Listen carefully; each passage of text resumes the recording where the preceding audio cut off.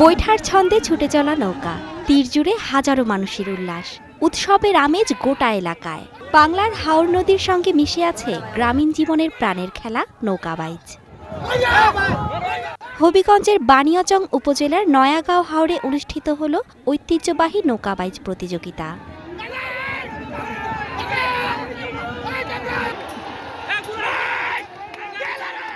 নানা বাদ্যযন্ত্রের তালে তালে জয়ের লক্ষ্যে এগিয়ে চলে নৌকা। রঙিন পোশাকে শত মাঝির বৈঠার ছলাৎ ছলাৎ শব্দ, হৈহুল্লোড়ে মেতে ওঠেন নানা বয়সের হাজারো নারী পুরুষ।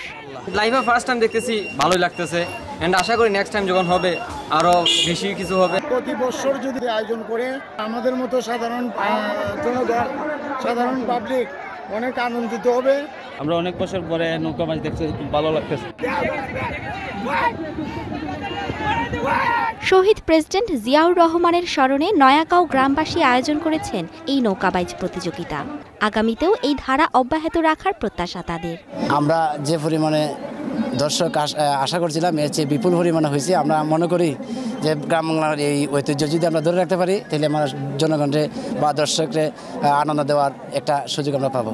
দীর্ঘ 17 বছরে এই খেলা দিতে পারি নাই, আর এই খেলাটি দেওয়ার এখন সুযোগ হয়েছে। তাই আমরা শহীদ জিয়া স্মৃতি পরিষদের মাধ্যমে আমরা এই গ্রাম অঞ্চলের জনসমর্থন নিয়ে এই খেলাটির আয়োজন করেছি। বিনোদন দেওয়ার জন্য আমরা বিভিন্ন ধরনের আয়োজন করে থাকি। সর্বোপরি আমরা এটা বহাল রাখবো ইনশাআল্লাহ।